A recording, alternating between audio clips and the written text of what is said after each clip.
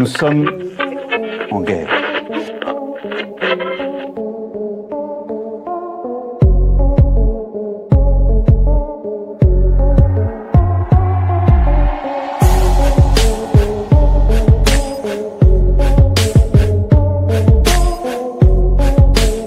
Si vous écoutez ce message, vous êtes la résistance.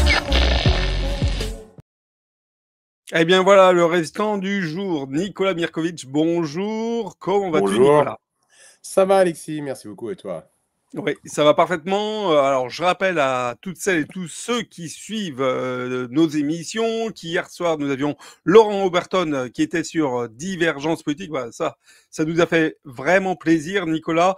On avait Claude Janvier également hier soir. On avait Thierry Mariani ce mardi soir. Donc, n'hésitez pas à revenir à nos émissions. Et puis, on avait Édouard Chano lundi qui venait nous présenter son dernier essai. Donc, écoutez, si vous êtes intéressé par la guerre des médias, la guerre entre les mainstream et les alternatives, ou si vous êtes intéressé par savoir ce qui se passe, quel est le scandale autour de la Furia, de Laurent Oberton, de Marceau, de Papacito, eh bien, regardez nos dernières émissions. Nicolas, aujourd'hui, eh bien, toi, on l'affiche dans cette vignette, Sodome et Gomorrhe vers la destruction de l'Europe. Tu as voulu nous parler de cette Europe qui est en train de s'auto-détruire, peut-être même de l'intérieur. Alors, elle est un petit peu aidée par des acteurs étrangers de l'autre côté de l'Atlantique, mais on a quand même l'impression que socialement, politiquement, économiquement, elle s'auto-détruit.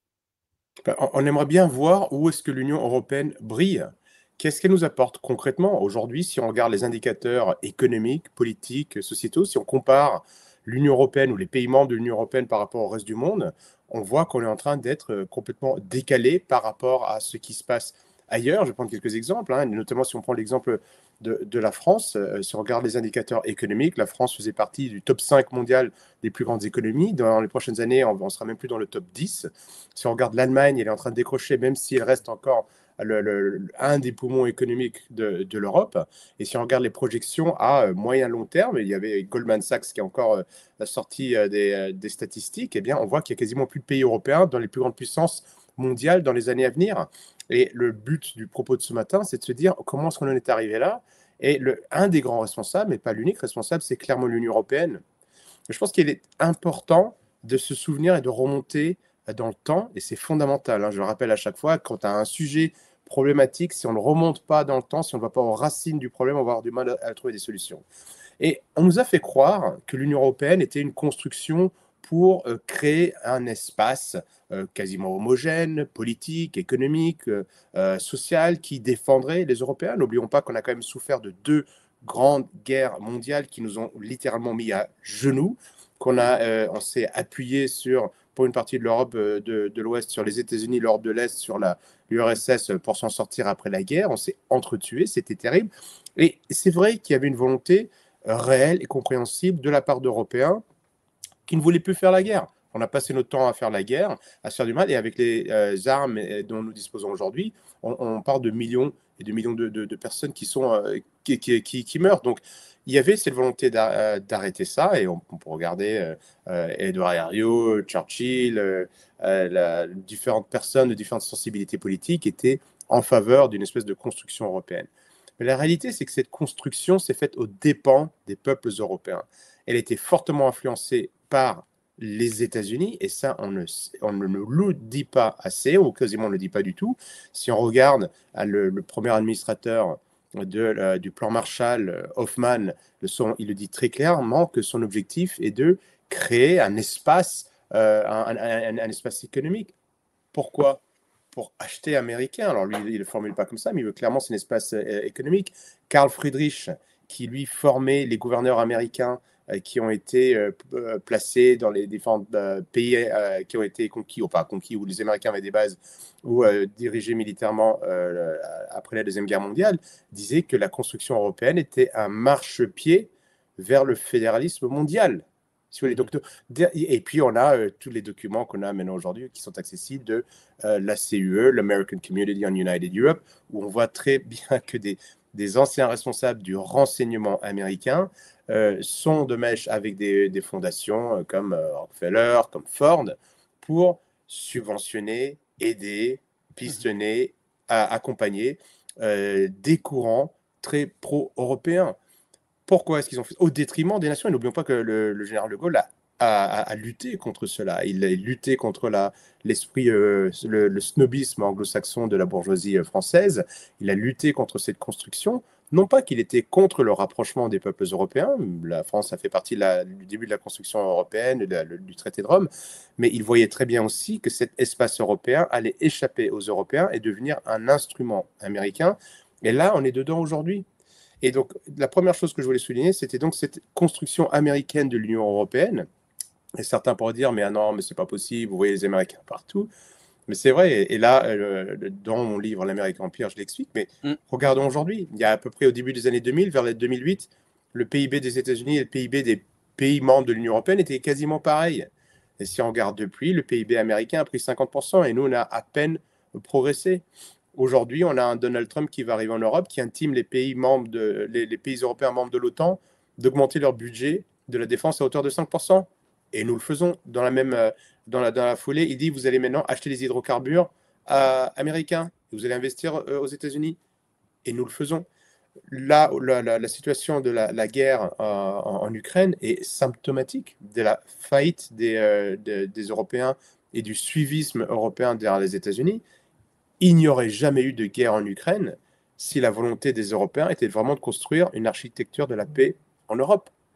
Et on aurait pu négocier, on aurait discuté, on aurait défendu l'acte final des accords d'Helsinki pour empêcher la guerre en Yougoslavie et l'indépendance du Kosovo. On aurait déployé la diplomatie pour discuter s'il y avait un différend. On n'aurait pas suivi l'OTAN. Est-ce qu'on se rend compte que la France et d'autres pays européens ont participé à des centaines de missions militaires le long de la frontière russe depuis l'an 2000?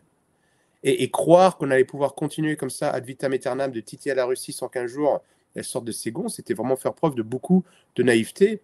Et tout cela, nous l'avons fait pour suivre la politique américaine. Et c'est ça, on n'a pas défendu les intérêts des Européens. Et l'Union européenne, in fine, aujourd'hui, si on regarde les résultats, eh bien, on a une économie qui est branlante, on a une société qui est de plus en plus fragilisée, on n'a jamais été autant soumis aux États-Unis. Et sur la scène mondiale, aujourd'hui, eh bien, l'Union européenne ne pèse pas grand-chose. Et d'ailleurs, le reste du monde nous voit chuter. Il faut lire la presse étrangère, je le répète constamment, en langue anglaise ou langue française ou d'autres langues, pour voir comment est-ce qu'on nous regarde.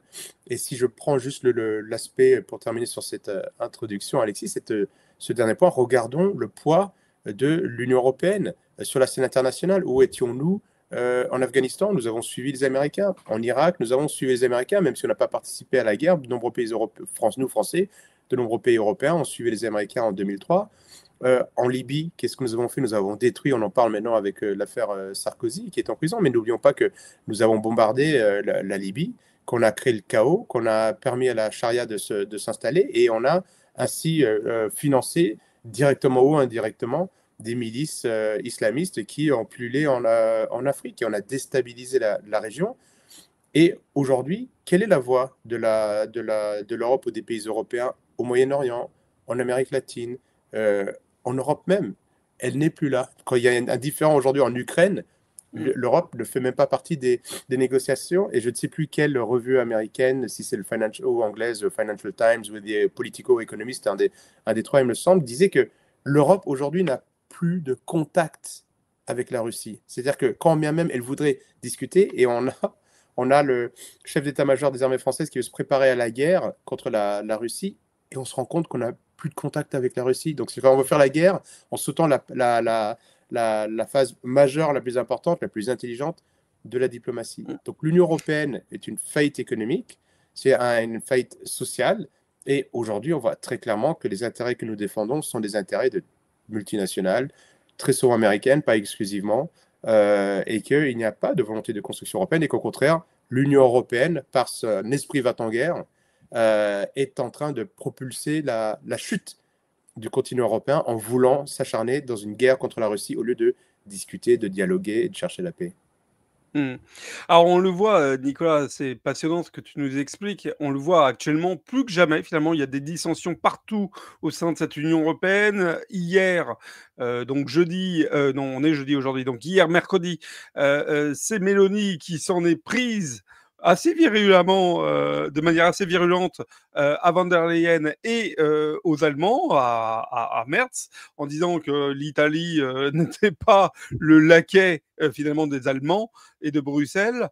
On voit quand même qu'il y a en République tchèque, en Slovaquie, en Hongrie, alors j'allais dire en Serbie, mais la Serbie ne fait pas partie de l'Union européenne, mais ne rejoint pas aussi l'Union européenne, peut-être aussi pour des dissensions politiques, qu'il y a des visions complètement différentes du monde.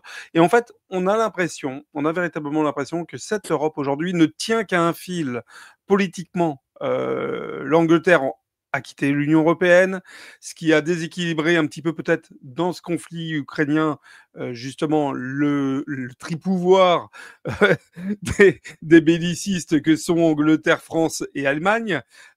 Voilà. Est-ce qu'on n'est pas aujourd'hui dans un moment où l'Union européenne pourrait imploser? Alors, tu as raison de souligner un point que je n'ai pas évoqué tout à l'heure, qui est ce point d'abord de une des raisons pour lesquelles l'Union européenne ne fonctionne pas, c'est que ce n'est pas une construction démocratique. Donc, on nous a dit que l'Union européenne allait être une force économique, et on vient de voir il y a quelques instants que ce n'était clairement pas le cas. Non seulement nous ne sommes pas une force économique, mais nous sommes en train de dégringoler et de sortir des grands pays mondiaux économiques, ce qui va avoir des conséquences directes. Hein. Je disais il y a déjà plus d'une dizaine d'années, si on continue comme ça, nous allons fabriquer les baskets des Chinois. C'est tout ce qui va nous rester, puisque si on n'investit pas dans la recherche et le développement, si on n'investit pas dans l'économie intelligemment, si on n'investit pas dans nos ingénieurs, dans nos universités, eh bien, nous n'aurons plus que nos bras à proposer. Et encore, je pense que d'ici 10 ans, les Chinois n'auront même plus besoin de nos bras parce que tout sera fait par des robots. Donc ça, c'est un premier point. Mais ça, donc l'économie, la réponse économique de l'Union européenne est un échec. Et ce n'est pas une construction démocratique. À la tête de l'Union européenne, la Commission de l'Union européenne n'est pas élue par les peuples européens. Le Parlement européen ne légifère pas ou quasiment pas. C'est la Commission qui propose les lois et nous avons des personnes qui, à la Commission, se croient tout permis. Et donc pensent qu'elles ont la mission quasi divine de guider les peuples européens sur des bases qui ne sont pas démocratiques. On a eu plusieurs référendums en Europe, notamment sur le traité européen, qui ont été rejetés par les assemblées politiques des différents pays. Donc on est dans un pays, on est dans une Europe post-démocratique. Nous avons quitté depuis longtemps la démocratie. Nous avons des institutions qui sont de plus en plus autocratiques. Voilà. Et aujourd'hui, évidemment, ça crée des dissensions. Parce que quand vous avez Bruxelles ou des responsables ou des personnes comme Ursula von der Leyen qui se croient toute puissante et qui intiment les États de financer la guerre, de suivre certaines politiques européennes sans en refaire à ces États, bien, les États l'acceptent de plus en plus difficilement parce que maintenant, il y a le retour du bâton. Tant qu'il y avait un petit peu de croissance, ou tant que le niveau de chômage était plus ou moins contrôlé, ou qu'on ne voyait pas tous ces problèmes économiques, sociaux qu'on pouvait pourtant prévoir il y a plus de 10, 20, 30 ans, eh bien, les gens ne disaient rien, mais maintenant, les gens commencent à avoir faim, les gens payent de plus en plus cher leur électricité, les gens payent de plus en plus cher leur caddie, et donc il y a de la grogne, et ce sont les politiciens locaux qui ont été complices dans cette construction antidémocratique, qui doivent rendre des comptes.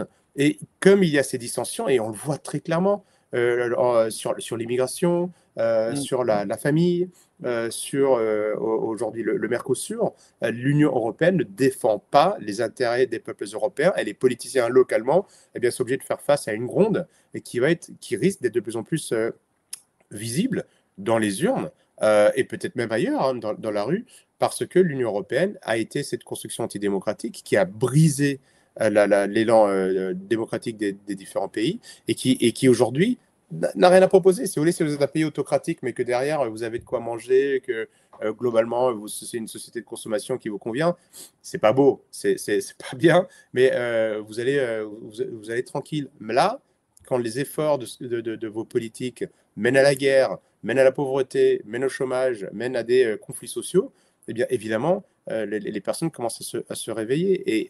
Et ça, c'est un drame pour l'Union européenne parce que c'est l'institution, on dévoile l'institution. Et je pense que c'est plutôt positif parce qu'on est un train fou qui fonce dans un mur et au bout d'un moment, il faut s'arrêter. Et il faut arrêter, ça ne fonctionne pas. L'Union européenne est un échec. Et je pense qu'il vaut mieux le dire tout de suite et en sortir, très clairement. Ça ne veut pas dire qu'il ne faut pas repenser une construction européenne intelligente, mais il faut clairement sortir d'une organisation qui aujourd'hui ne nous apporte rien et nous coûte. Et je voudrais juste terminer sur ce point-là. La France est contributrice nette au budget de l'Union européenne.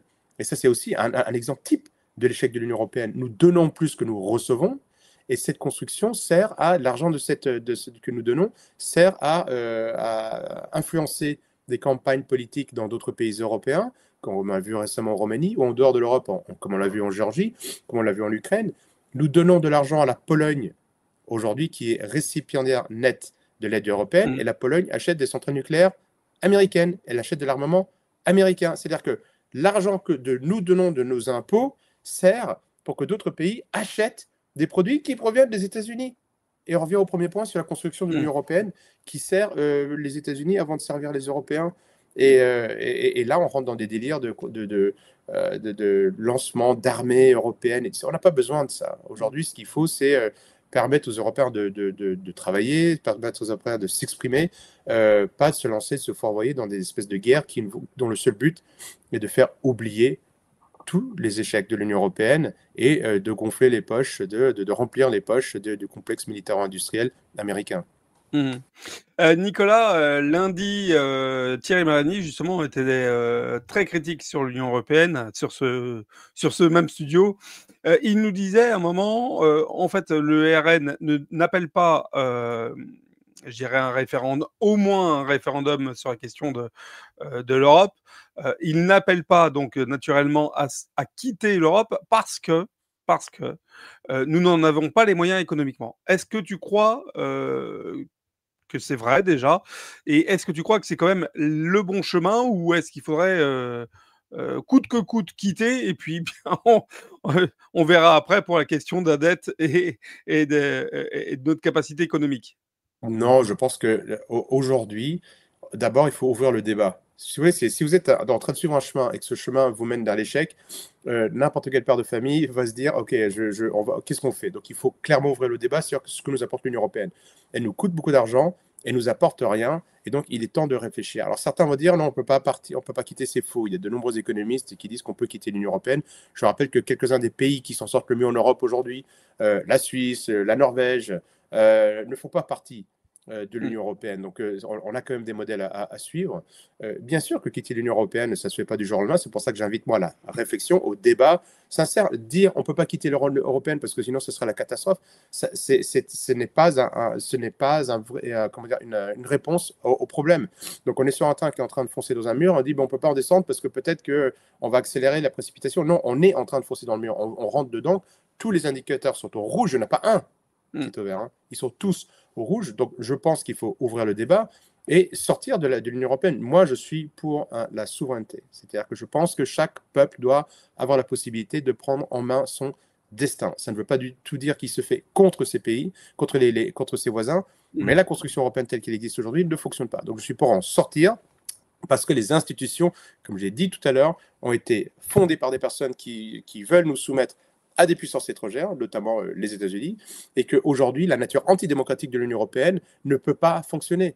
On ne peut pas se dire démocrate et à la fois suivre des règles de personnes qui n'ont été élues par personne.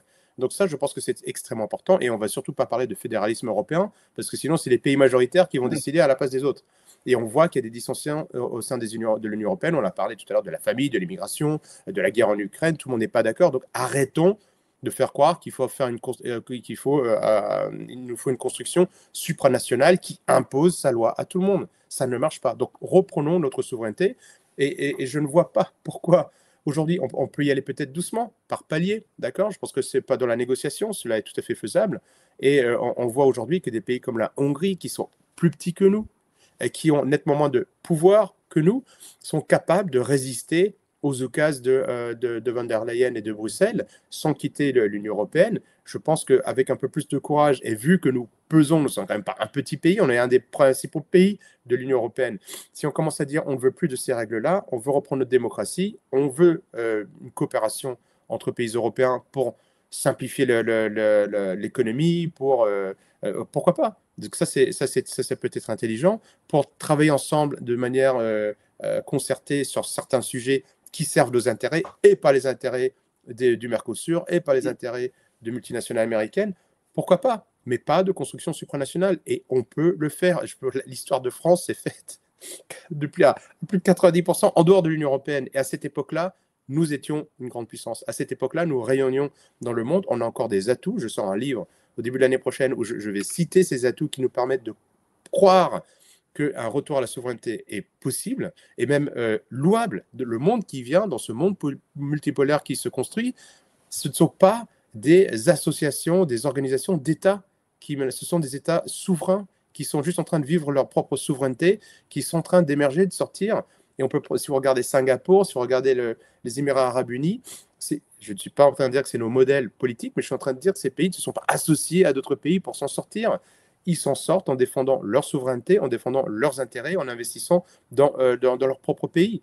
Et si la France fait la même chose, dans un esprit de coopération intelligente avec d'autres pays européens, on va s'en sortir. Et je pense que le fait de dire non, on doit rester dans l'Union européenne, sinon on ne va jamais s'en sortir, c'est un leurre. C'est de la fainéantise intellectuelle de la part de personnes qui ne veulent pas juste tacler le sujet à la racine. Et ça, on ne peut pas se permettre cette fainéantise à un moment où le monde est en train de changer et on peut être complètement largué du train. On peut être soit foncer dans le mur, soit être largué de ce monde multipolaire qui se met en marche, parce qu'on n'aura plus rien à proposer et on sera resté dans le train et on aura foncé dans le mur. Et qu'est-ce qui restera? Et croire qu'on est trop grand pour chuter, etc., c'est faux. Regardez, tous les empires finissent par chuter.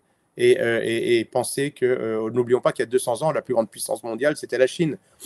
Elle a souffert. Elle est en train de renaître aujourd'hui, mais elle a souffert pendant quasiment 200 ans. Donc cela peut nous arriver aussi. L'Empire romain a chuté. D'accord, on a mis quand même quelques siècles avant de s'en remettre. Ce cycle peut de nouveau se reproduire. Donc il vaut mieux tirer la sonnette d'alarme et agir tout de suite plutôt que de se dire non, je ne sais pas quoi faire, donc je reste dans l'Union européenne. Alors justement, qu'est-ce que c'est que l'Union européenne vis-à-vis de ce monde multipolaire, Nicolas Mirković, dont tu parles? Quelle est la capacité aujourd'hui? Est-ce qu'on a vis-à-vis tu parles de la Chine, mais on va parler des BRICS au sens large.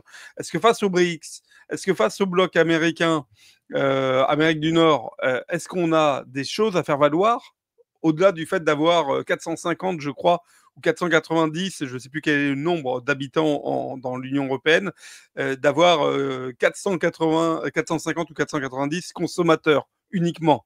Est-ce que c'est ça, finalement, qu'il nous reste? Juste d'être des consommateurs, ou est-ce qu'on peut aller se battre?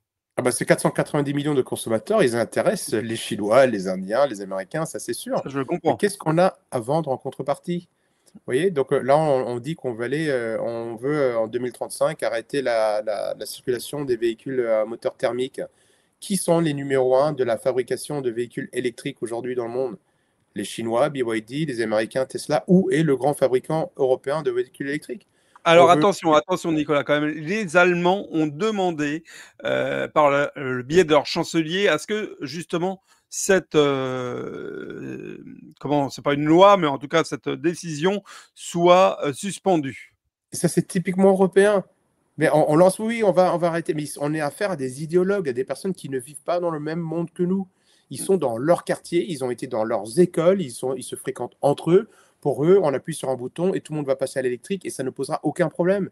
Mais ils n'habitent pas à la campagne, mais ils n'ont pas à faire circuler, à transporter des marchandises de ville en ville, mais ils ne parlent pas aux industriels qui doivent s'adapter à ces marchés. On ne peut pas juste décréter qu'on va passer au tout électrique. Et donc, on passe au tout électrique et on installe des éoliennes qui sont fabriquées en Chine.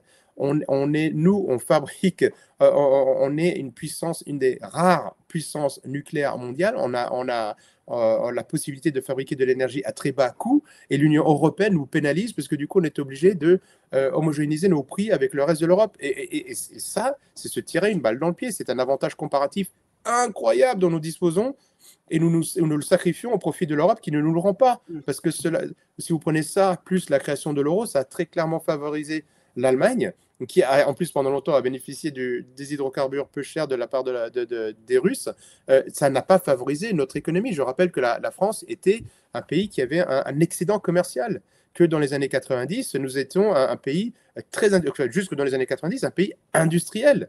On oublie ça aujourd'hui, on pense qu'il n'y a que les Allemands qui savent construire des machines-outils, des avions, etc. Mais nous sommes un pays capable de faire ça. Nous l'étions jusqu'à l'entrée dans l'Union européenne, jusqu'au lancement de l'euro. Et après, une fois que tout cela a été mis en place, nous aujourd'hui, on importe, on a délocalisé, donc on a perdu des emplois. La France était aussi un grand pays agricole. On était un des premiers exportateurs mondiaux de produits agricoles. On est en train de dégringoler. On était les premiers. On a la deuxième plus grande superficie mondiale maritime et on importe 60% du poisson qu'on mange. On était un des plus grands exportateurs de la filière de poulet. Et là, on en importe 60%. Je ne sais plus quel est le chiffre exact. Mais est-ce qu'on se rend compte qu'on est en train de tuer notre propre économie? C'est pour ça que je dis, regardons cette Union européenne, qu'est-ce qu'elle a apporté à la France? Vraiment pas grand-chose. Donc, c'est important d'en sortir. Et on arrête. Et je vous dis, il y a le sujet en plus de la guerre géopolitique, où nous avons baissé les yeux quand l'Arabie Saoudite était en guerre contre le Yémen. On a vraiment plongé la tête dans le sable dans le conflit israélo-palestinien. Et sur notre propre continent, on n'arrive pas à dialoguer avec Moscou, qui depuis longtemps ne demandait qu'à négocier. Donc, et là, maintenant, on part de guerre. Enfin, si vous voulez, ce sont des fous qui ont pris le pouvoir. On ne parle pas de guerre, on ne parle que de guerre.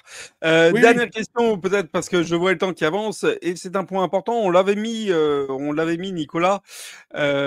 Justement, je voudrais revenir sur la vignette. Voilà, sur la vignette de notre émission. Sodome et Gomorrhe, ça indique quand même qu'il y a aussi aujourd'hui au sein de l'Union européenne des mœurs. On a beaucoup parlé de wokisme, on a beaucoup parlé des événements Covid-19 et ainsi de suite. On a aujourd'hui une dissension, et puis des migrations, tu en as parlé en début d'émission, on a aujourd'hui une dissension sociétale, je dirais même, au sein de l'Union européenne. Est-ce que c'est ça, justement, je dirais le point d'anicroche entre tous ces États, quand on voit Mélanie qui commence à rentrer dans l'Allemagne et frontalement et dans Ursula von der Leyen. C'est pas son genre en plus. Non, en plus, c'est pas son genre. Tu as raison.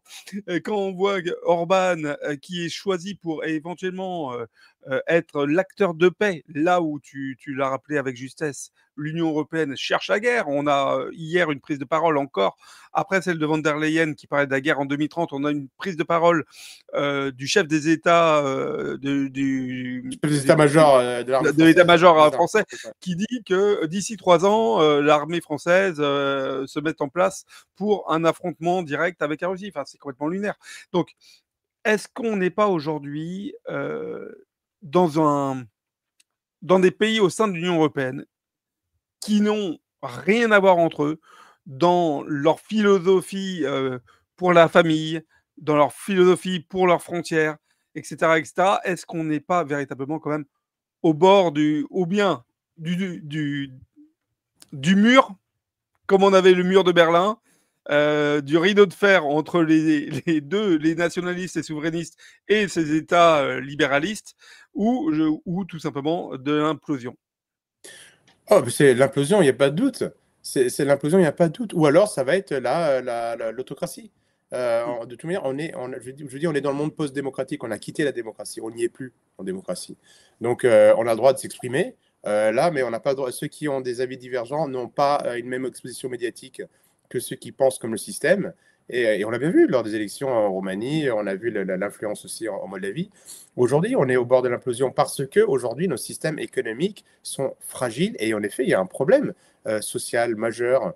Si on regarde les taux de suicide, le nombre de divorces, si on regarde tout ça, ces indicateurs ne sont pas des bons indicateurs. L'espérance de vie, tous ces indicateurs ne sont pas au beau fixe dans le monde occidental en règle générale et montrent une fragilité, une fatigue de la société. On est dans une société où les peuples se cherchent. On a essayé de nous américaniser de force, ça a en partie réussi. On a perdu une grande partie de notre propre culture. Et aujourd'hui, eh bien, je vous dis, tant qu'on en consommait, on ne faisait pas attention. Et maintenant, on a de plus en plus de mal à consommer. Et le mécanisme de panem et circenses, des pains et des jeux, fonctionne de moins en moins bien. Et on est au bord de l'implosion. Et n'oublions pas que si on regarde les pays qui s'en sortent aujourd'hui, ce sont des pays qui ont planifié, qui ont travaillé sur le temps long. La Chine n'a pas appuyé sur un bouton en disant demain je vais être la première puissance mondiale en PIB, en parité de pouvoir d'achat. Je veux construire je vais construire un TGV chinois qui roule 2 fois plus vite que le TGV français qui est sorti il y a plus de 40 ans. Ils ont travaillé sur le temps long. Nous n'avons pas fait ça.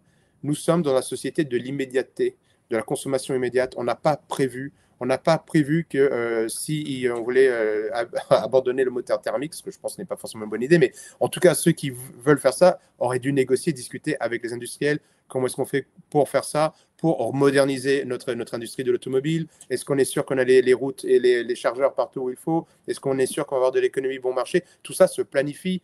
Ils ont décrété. Ils ont fait ça pour le Mercosur. Quels vont être les impacts? On va signer avec le Mercosur. Bon, je peux vous dire qu'il y a pas mal, je pense à mon avis, il y a pas mal de pots de vin qui ont été faits dans ces négociations. Mais quels vont être les impacts sur nos agriculteurs? La PAC, quel va être l'impact à long terme pour nos agriculteurs? Est-ce qu'on va être capable de se sustenter soi-même? C'est fondamental. Je pense qu'il y a 2 éléments qui sont majeurs, qui sont et l'alimentation et l'énergie, qui permettent à une société de vivre. On n'a pas planifié sur le temps long. Et donc, on est dans l'immédiateté. Et donc, forcément, quand on fait tout du jour au lendemain, dès qu'il y a un événement, on agit, on suragit. Dès qu'on est déconnecté du monde de l'entreprise, du terrain, du monde réel, eh bien, on prend des décisions qui, évidemment, ne fonctionnent pas. Et ça, c'est tout simplement humain. Et c'est la route. Nicolas, peut-être une question, c'est que il y a des décisions qui sont prises, mais elles ne sont pas collégiales. Elles ne sont plus collégiales.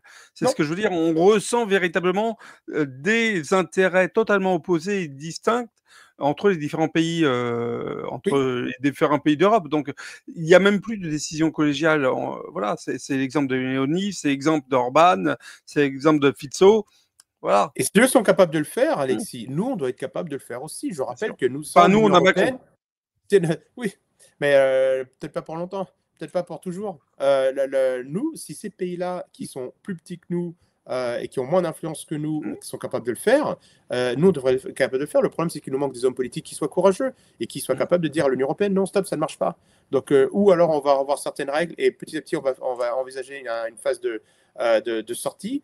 On va arrêter de payer et on peut s'en sortir. On est la France quand même encore aujourd'hui, on a une puissance. On est capable de peser, de taper du poing sur la table. La Pologne est capable de le faire. La Hongrie, la petite Hongrie est capable de le faire. Et Viktor Orban est extrêmement courageux parce que ça lui coûte cher, mais il y va. La France doit être capable de le faire. Et on est obligé. Je vous dis même pas, c'est pas une question de choix, oui ou non. La route que nous avons prise est mauvaise. Ça ne fonctionne pas. On doit changer de route immédiatement. On ne peut pas changer de route si on est obligé d'attendre que tous les autres pays européens soient d'accord avec nous, qu'Ursula von der Leyen soit séduite par nos arguments. Non, on sort et on va continuer de négocier intelligemment. On ne va pas faire ça du jour au lendemain. On va s'assurer qu'on défende nos intérêts, mais on est obligé de le faire. Si on ne le fait pas, on va continuer de foncer dans le mur. Et si on prend le chemin de la guerre ou si on prend le chemin économique qui a été dressé par l'Union européenne, dans les 2 cas, ça se termine très mal pour nous. Donc, il vaut mieux se réveiller maintenant.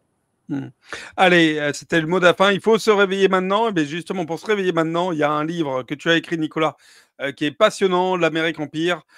Tu en as parlé dans cette émission, donc je l'affiche à l'écran. L'Amérique Empire, bon, vous le trouvez partout, hein, chez tous les bons libraires, même chez les mauvais libraires. Voilà. Vous le trouvez partout et également sur Internet si vous souhaitez l'acheter par Internet.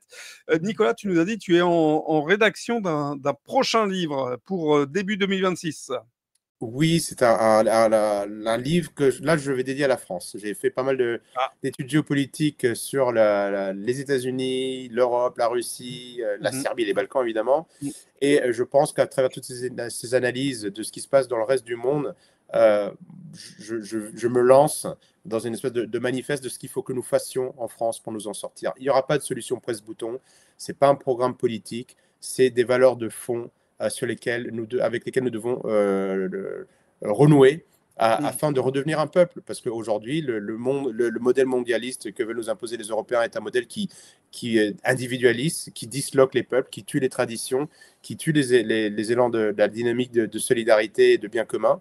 Et donc, j'identifie 12 chantiers sur lesquels je pense que chaque Français, individuellement, mais également collectivement, et pas forcément que dans la sphère politicienne, voire même plutôt en dehors de cette sphère, devra travailler si un jour on veut refaire de la France un pays agréable, un pays stable et un pays qui est capable de vivre en harmonie avec ses voisins, d'être de nouveau un phare pour le monde et une fierté pour l'ensemble des Français. Bon, c'est un programme pour 2027, ça? Genre, pas pour moi en tout cas. Si je peux en inspirer d'autres, pourquoi pas.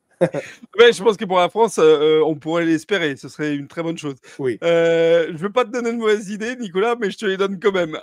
ok, d'accord. D'ici là, on va te garder sur toutes nos émissions de divergence politique et puis sur tous les plateaux sur lesquels tu participes. Suivez Nicolas Mirkovic, bien entendu, pas que sur Divergence. Allez sur les réseaux sociaux pour vous abonner. Compte Twitter, tu es très actif sur Twitter, Facebook également de la même manière. Ça te permet de centraliser tous tes passages télé. Donc ben voilà, suivez Nicolas Mirkovic. C'est absolument passionnant comme toujours. Très bonne journée, Nicolas. Merci, toi aussi, Alexis. Merci tout le monde.